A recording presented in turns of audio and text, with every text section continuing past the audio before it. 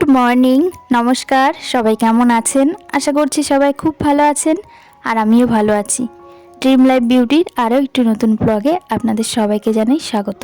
এখন বাজে সকাল 7:30, আর এখন থেকেই আজকের ব্লগটা আপনাদেরকে সঙ্গে নিয়ে শুরু করছি। আশা রাখছি আজকের ব্লগটাও আপনাদের কাছে খুব ভালো লাগবে। আজকে সকাল সকাল হাজব্যান্ডের কাজ, তো সেই জন্য ঘুম থেকে উঠেই সোজা রান্নাঘরে গিয়েছিলাম। আর ভাত রান্না হয়ে গেছে, চাও খাওয়া হয়ে গেছে আমাদের দুজনার, সবার হয়নি, বাদবাকিরা এখনও ঘুমিয়ে আছে, ওরা উঠলে তারপর খাবে। আর এদিকে যেহেতু কাজে যাবে সেহেতু জামা আয়রন করা ছিল না, সেটাই আমি আয়রন করে দিচ্ছি একটু তাড়াহুড়ো করে। যদিও আমি খুব ভালো করে আয়রন করতে পারি না, তবে কাজ চলার মতো সেটা পারি, আর সেটাই এখন করে দিচ্ছি। আর জামা প্যান্টটা সমস্তটা গুছিয়ে তারপর যাব রান্নাঘরে। টিফিন নিয়ে যাবে আর কিছু খেয়ে যাবে, তবে এত সকালে ভাত রুটি কিছুই খেতে চাইছে না।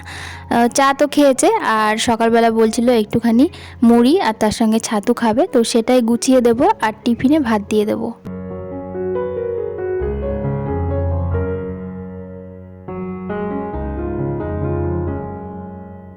মুড়ির সাথে 2-3 চামচ মতো ছাতু দিয়ে দিলাম, আর গতকাল রাত্রেবেলা মিষ্টি এনেছিল, তো তার থেকে একটা মিষ্টি দিয়ে দিলাম। আর এবার জল দিয়ে মেখে খেয়ে যাবে। তো সকাল সকাল কাজ আসলে না ওই ভাত রুটি কিছু খেতে চায় না, আসলে অত সকালে আমাদের খাওয়ার অভ্যেস নেই, আর অত সকালবেলা খিদেও পায় না, আবার কিছু না খেলে হয়ও না, তো সেই জন্য ওই ছাতু মুড়ি এগুলোই খেয়ে যায়। আর এদিকে তো আমার গরম গরম ভাত রান্না করা হয়ে গেছে, তবে কালকের মাছের তরকারি ছিল, বাটা মাছের তরকারি, ভীষণ ভালো হয়েছিল তরকারিটা, আর মাছটাও খুব ভালো ছিল, ওই জন্য তরকারিটা আরও বেশি ভালো হয়েছিল। তো সেই মাছ ছিল, তো সেটাই গরম করে নিয়েছি খুব ভালো করে, ঝোল ছিল তো ঝোলটা ভালো করে ফুটিয়ে একটু শুকিয়ে নিয়েছি, আর এখন গরম গরম ভাত আর ওই মাছের তরকারিটা দিয়ে দেবো। সোনা তো এখনও পর্যন্ত ঘুমোচ্ছে, ওর ঘুম থেকে ওঠার এখনও দেরি আছে 1-1.5 ঘন্টা। যেদিন যেদিন স্কুল থাকে না সেদিন সেদিন তো ওঠার অত চাপ থাকে না, তো সেই জন্য একটু বেলা করেই ঘুম থেকে ওঠে। আর আমিও ইচ্ছে করে ঘুম থেকে ওঠাই না, কারণ ওই উঠতেও চায় না, আর জোর করে ঘুম থেকে ওঠালে না ভীষণ কান্নাকাটি করে, বায়না করে, এদিক ওদিক দৌড়ে বেড়ায়। ওই জন্য ভাবলাম একটুখানি ঘুমোচ্ছে যখন ঘুমাক। আর এখন শীতের দিনে না ওই দুপুরবেলার দিকে একদম ঘুমোতে চায় না, তো সেই জন্য একটু বেলা করেই ঘুম থেকে ওঠাই। তো এদিকে দেখুন আমি দুটো বাটিতে অল্প অল্প করে ভাত দিয়েছি, খুব বেশি দিইনি। আর এদিকে ছিল কালকের মাছের তরকারি, আগেই তো বললাম বাটা মাছের তরকারি, তো সেটাই টিফিন বক্সে দিয়ে দিলাম।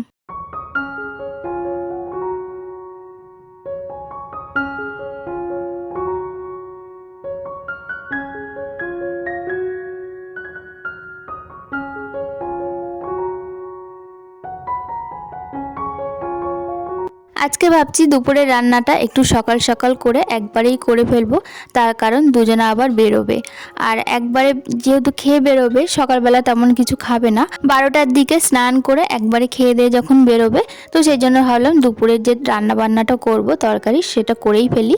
সকালবেলাটা করলে তো ওই ভাত তো হয়ে গেছে, তার মধ্যে ডাল করতাম, হয়তো কিছু ভাজাভুজি করতাম, তার থেকে বরঞ্চ ভাবছি একটুখানি ডিমের ঝোল করি। আর দুদিন আগে ফুলকপি এনেছিল, এখনকার ফুলকপি তেমন একটা খেতে ভালো লাগে না, ওই নতুন নতুন যখন ফুলকপি ওঠে তখন যে কি ভালো লাগে, ফুলকপির তরকারি বলুন, মাছ দিয়ে ফুলকপি বলুন, ফুলকপি দিয়ে যা যা আইটেম থাকে, মোদ্দা কথা হচ্ছে তখনকার ফুলকপিগুলো ভীষণ ভালো লাগে খেতে। আর এখন যত দিন যাচ্ছে ফুলকপি বাঁধাকপি খুব একটা ভালো লাগে না খেতে, ওই খুব ভালো করে যদি একটু মশলাপাতি দিয়ে রান্না করা হয় তবে একটু ভালো লাগে। তবে এনেছে যখন, তো সেই জন্য ভাবলাম দুদিন হয়েও গেছে, আজকে রান্নাটা করে ফেলি। আর আজকে ফুলকপি দিয়ে ডিম দিয়ে আজকে তরকারি রান্না করব। তো ফুলকপিটা একটুখানি ভাপিয়ে নিয়েছি, তারপরে ফুলকপিটা একটু তেল দিয়ে ভেজে নামিয়েও রেখেছি। আর ডিমগুলো আমি একবারে আর কি সেদ্ধ বসিয়ে দিয়েছিলাম, ডিমগুলো ছাড়িয়ে একদম ভেজে নিয়েছি। আর এখন আলুটা ভেজে তারপর মশলা দিয়ে কষিয়ে তারপর ডিমের ঝোলটা বসিয়ে দেবো।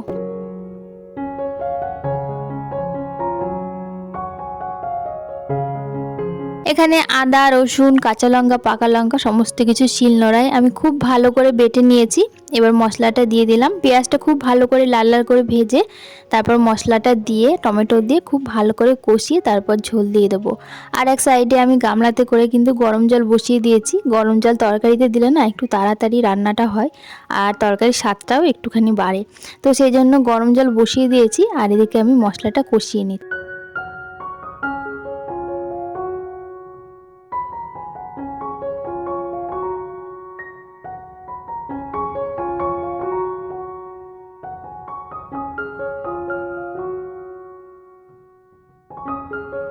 মশলাটা আলু দিয়ে প্রথমে খুব ভালো করে কষিয়ে নিয়েছি, আর এইবারটা ফুলকপি দিয়ে আরেকটু ভালো করে কষিয়ে তারপর ঝোল দিয়ে দেবো।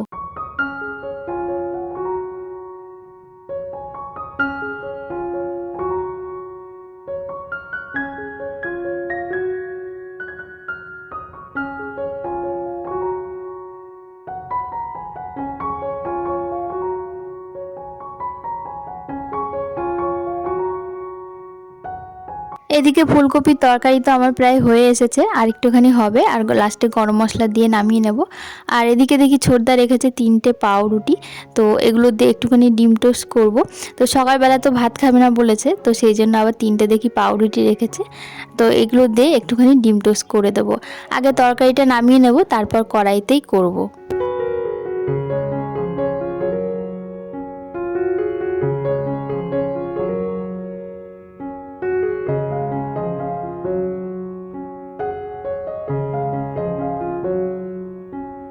পাউরুটিগুলো কেটে দুভাগ করে রাখলাম, আর এইবার তরকারিতে একটুখানি গরম মশলা বেটে দেবো, তার জন্য গরম মশলা নিয়ে নিচ্ছি।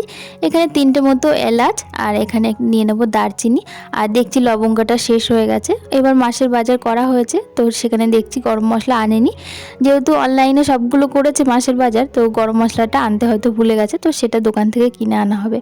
আর এদিকে দেখুন গরম মশলা আমি ভালো করে শিলনোড়াতে বেটে নিয়েছি, আর এবার গরম মশলাটা দিয়ে একটুখানি লবণটা চেক করে তারপর নামিয়ে নেব।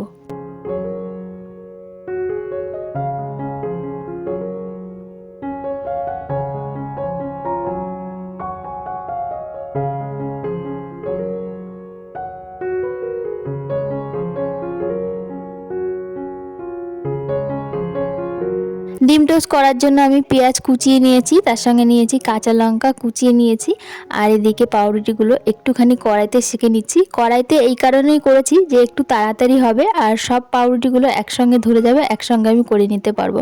সেঁকে তো নিতে পারবো একসঙ্গে, কিন্তু 2বার করে করলে আমার হয়ে যাবে। কিন্তু ওই যদি ফ্রাই প্যান বার করি তাহলে কিন্তু আমার আরও এক্সট্রা আরেকটা বাসন হবে, তারপর আবার অনেক 2-3বার করতে হবে, 3বার তো কড়াই লাগবে। তো সেই জন্য একেবারে কড়াইতেই করে নিলাম। আর এদিকে দেখুন 3টে ডিম ফেটিয়ে নিয়েছি, তার মধ্যে একটুখানি গোলমরিচের গুঁড়ো, আর এদিকে পেঁয়াজ কুচি লঙ্কা কুচি দিয়ে আর একটু লবণ দিয়ে ভালো করে ফেটিয়ে নিয়ে এবার পাউরুটিগুলো আমি ভালো করে ডিম দিয়ে ভেজে নেব।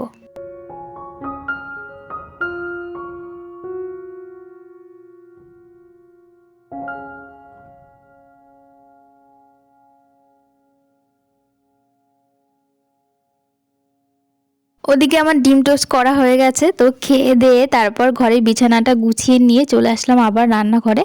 এদিকে শাক রান্না করব, তার সঙ্গে করব শিম চচ্চড়ি, আর একটুখানি শুক্তো রান্না করব। তো একবারে যখন রান্নাঘরে ঢুকেছি, তো একবারে রান্না বান্নাটা করেই তারপর বেরোবো।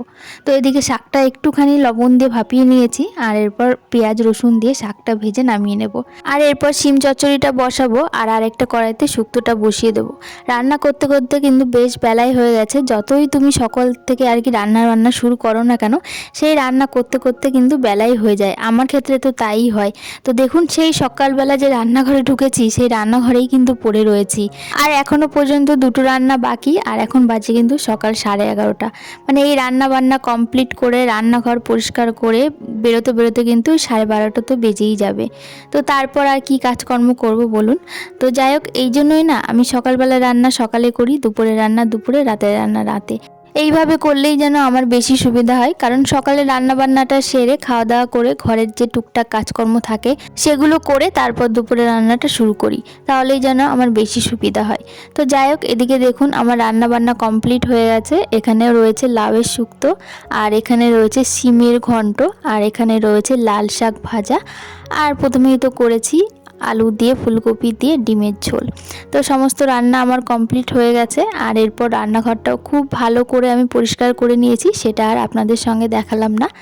এরপর চলে আসলাম স্নান করে ঘরে, আর কিছু জামা কাপড় তো আজকে ভিজিয়েছিলাম, বিশেষ করে 2টো জ্যাকেট আর সোনার বাবার জিন্সের প্যান্ট, এগুলো ভিজিয়েছিলাম। 3-4টে জামা কাপড় মোটা মোটা আর কি ভারী ভারী, তো সেই জন্য 3-4টে ভিজিয়েছি। তো সেগুলো কাচাকুচি করে তারপর স্নান করে নিয়েছি।